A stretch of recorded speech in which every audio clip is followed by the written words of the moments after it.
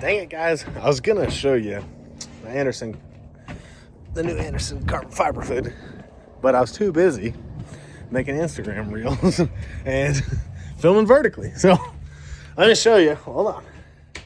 And actually, the fit and finish is really good. If you guys ever had Anderson stuff, their fit and finish is probably the best for like OEM style stuff.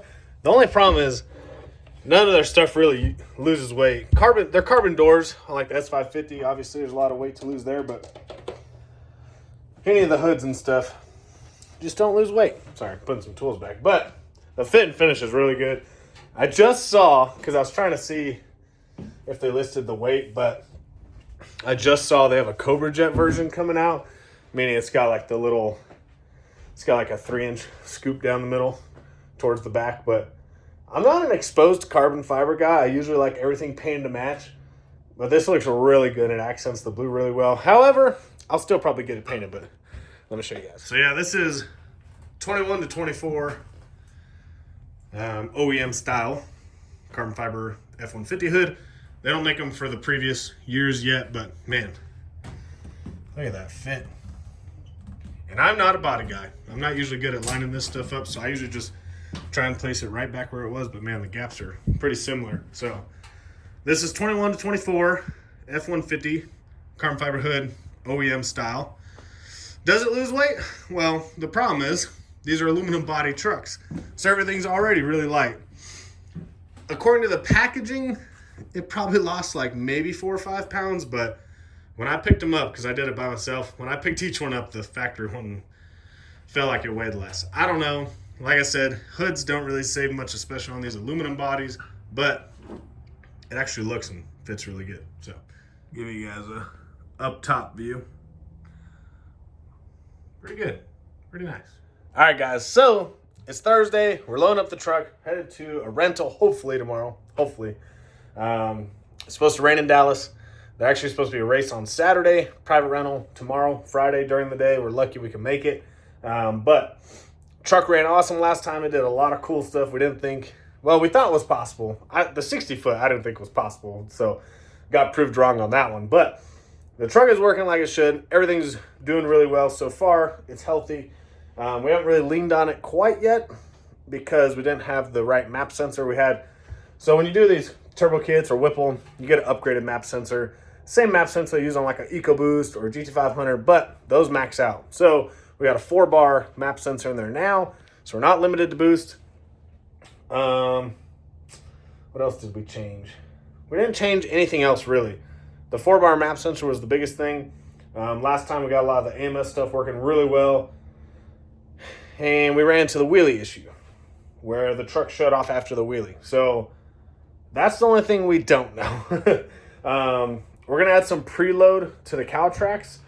That's supposed to help with the wheelie a little bit. So we're going to put like 2 flats in it. Hopefully that pushes the truck more forward instead of up. I don't know. We may have to hang some weight. We don't know yet. But we're loading the truck up, headed to a track rental tomorrow because the biggest thing is I got to qualify for TX2K for the street racer class. You got to turn in an 849 slip.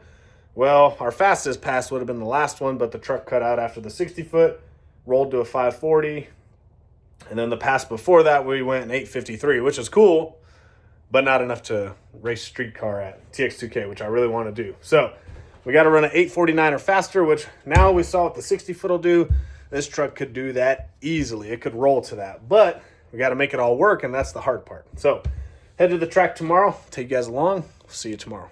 Well, made it to the motorplex. However, right when we unload the truck, it starts raining. And it does not look very good. That's not good. So hopefully we'll wait it out. Maybe it'll go by.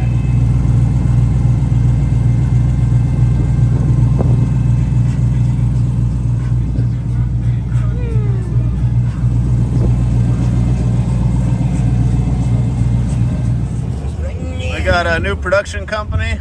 Lonzo Productions coming out today, baby. Hit them up for all your needs. You can't afford it.com.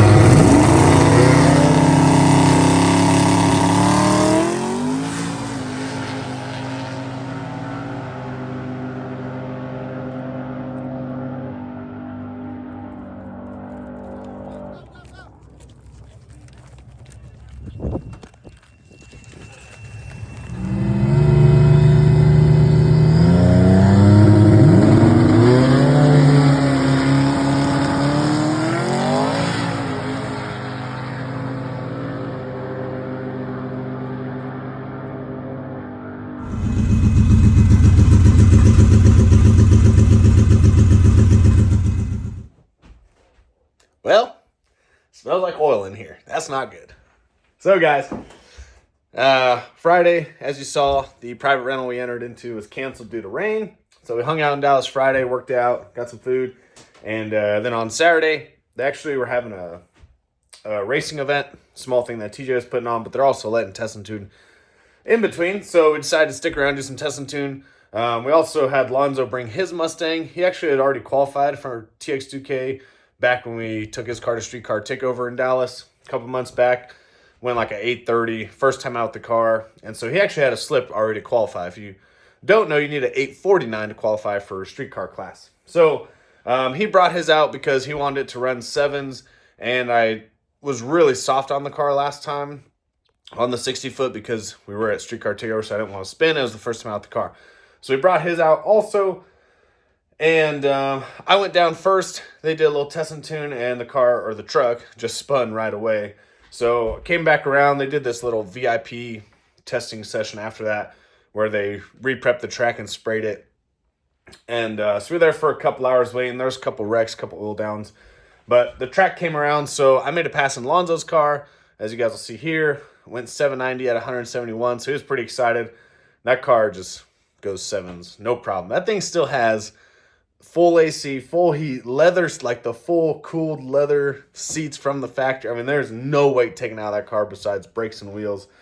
And it's a really good working car. So it's pretty cool. That car, it just goes down the track. So actually it was the same tune-up I had in it for Street Car Takeover. I just moved the boost ramp in to bring it in faster. And so pretty much just attacked the 60-foot and the 330 a little harder, and it went right down Broadway and went 7s real easily. So not even turned up. So I think his car's at a good point. Maybe try and lose some weight for TX2K. And yeah, onto the truck. So went to make another pass in the truck right after taking his car down. And I don't know what happened. So since the truck spun the first time, I turned down the leave. I left the ramp and everything the same, but turned down the leave.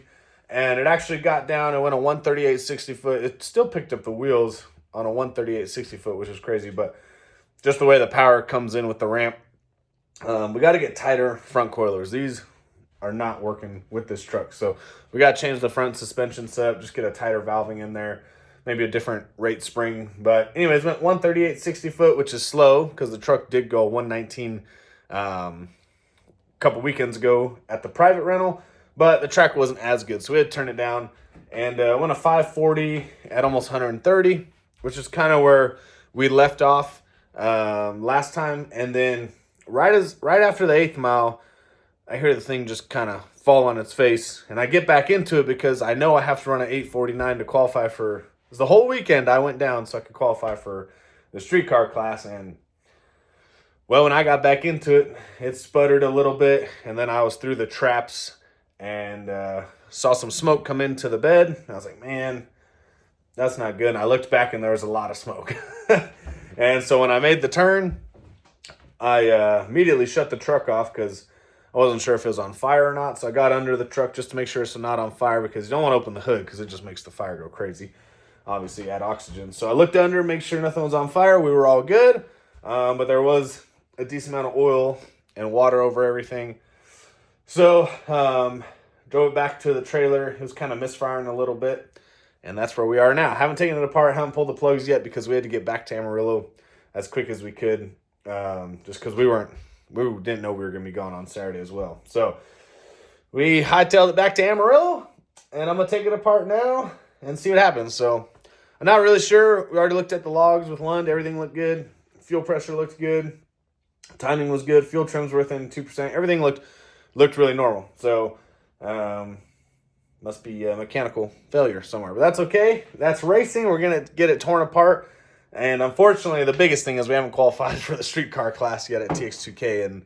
And yeah, that stuff sells out really fast. So I'm not really sure what we're going to do, but we're going to get it pulled out and get it fixed. So I'm going to pull some plugs, see if I can see anything. And if nothing stands out, then I'm just going to pull the motor out of the truck and see what happens. So hopefully you guys enjoyed that video. This thing it's freaking cool because it goes, it went 860 the last pass just rolling through the trap. So this thing is an easy mid 8 second truck. And if I get my 60-foot back where it was at the private rental, I think it'll go real low into the 8s, and we'll just keep going from there. So I'm really happy with where the truck's at, though. I love this thing. It's super badass. We'll see you guys on the next one.